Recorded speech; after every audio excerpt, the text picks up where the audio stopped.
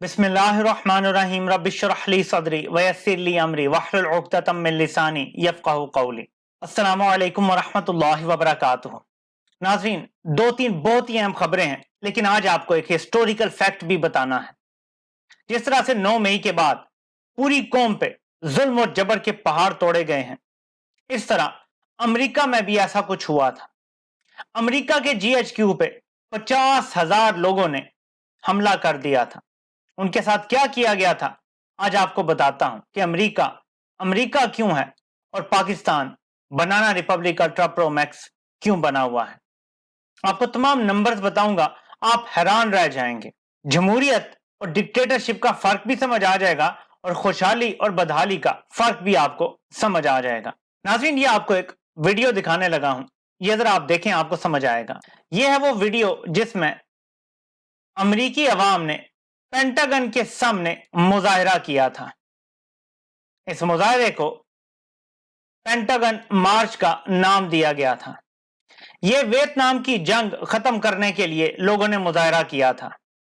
आप इस वीडियो को देखते जाएंगे तो आपको समझ आएगा कि कितने ज्यादा लोग ये आपको नजर आ रहे हैं। ये सारे अमेरिका के GHQ, जी हां, अमेरिका में जो पेंटागन है वहां पे जाके मुजाहरा करते हैं। ये मुजाहरे बिल्कुल पुरअमन नहीं होते, बल्कि इसमें कुछ लोग जख्मी होते हैं। इसमें फौजी भी जख्मी होते हैं, पुलिस वाले भी जख्मी होते हैं। इसमें कुछ मारामारी भी होती है, इसमें गिरफ्तारियां भी होती हैं, इसमें कुछ लोगों को सजाएं भी होती हैं।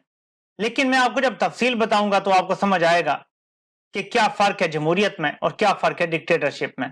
इन मुजाहरों में सब कुछ पुरअमन नहीं था। कुछ लोग पेंटागन के अंदर भी घुस गए थे। जैसा ये कहते हैं ना कि जिना हाउस के अंदर घुस गए, GHQ के अंदर कोई नहीं गया। सिर्फ कहा जी के गेट पे आके 2 लातें मारी, पता नहीं गेट तोड़ दिया, क्या हुआ, लेकिन कोई ऐसा वाकया पेश नहीं आया जिससे कोई नुकसान हुआ हो, कोई जख्मी हुआ हो वर्दी में बंदा। लेकिन इन मुजाहरों में बावर्दी लोग जख्मी हुए थे बाकायदा, यानी अटैक किया गया था। अमेरिका के GHQ पे भी अटैक किया गया था। इसका रिजल्ट क्या निकला, ये बड़ा इंटरेस्टिंग और ये मैं आपको बताना चाहता हूं। सबसे पहले हम ये खबर देखते हैं। इतवार 1:30 पर सुबह 682 demonstrators were processed in makeshift hearing rooms at the district workhouse, Virginia. Most were charged with disorderly conduct after refusing to leave restricted federal property.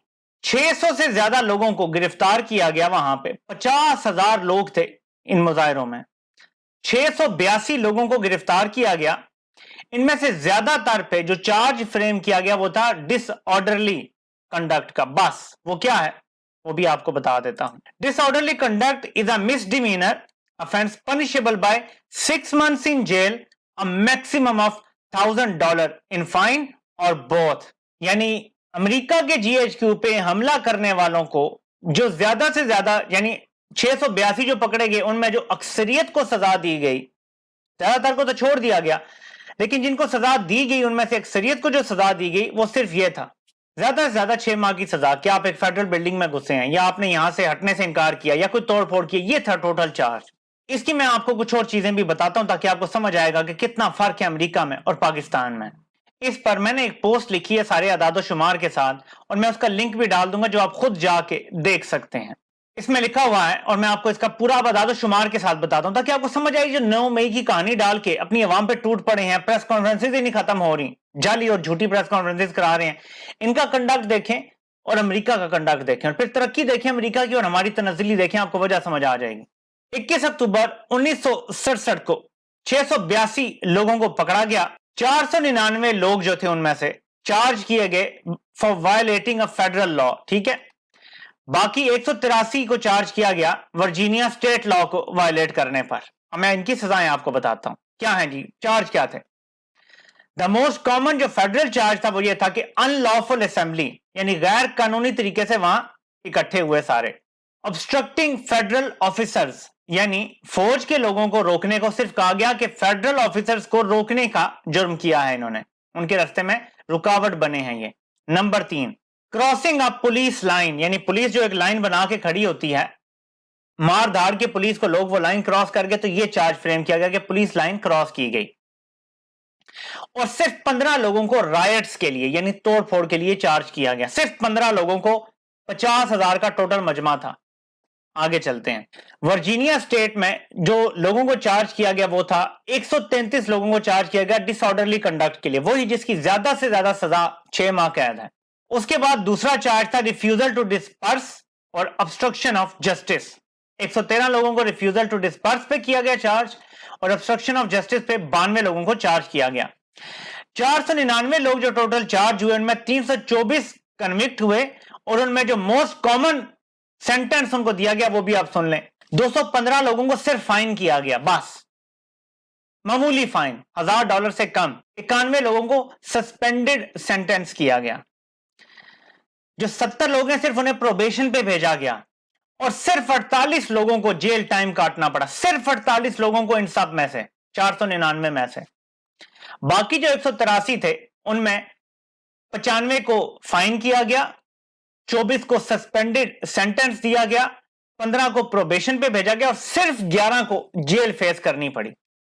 यानी कुल मिला के 48 और 11 59 लोगों को 50,000 लोगों में से जो अमेरिका के GHQ पे हमलावर थे, अमेरिका के पेंटागन पे हमलावर थे, जिन्होंने अमेरिकी फौज की कुर्बानियों की तौहीन की थी। इमेजिन करें, एक फौज दूसरे मुल्क में जंग लड़ रही है, वहां उनकी जानें जा रही हैं और हमारे केस में कहा जाता कि शहादतें हुई हैं, तो कहा जाता है ये तो शहीदों की इन्होंने तौहीन की है। 50,000 को तुन के रख दो। जैसे पाकिस्तान में एक अंदाजे के मुताबिक 12 से 15,000 लोग जेल में हैं और एक अंदाजे के मुताबिक 40 से 50,000 लोगों को जेल में डाला हुआ है, अकूबत खानों में डाला हुआ है, बुरे हालात में रखा हुआ है।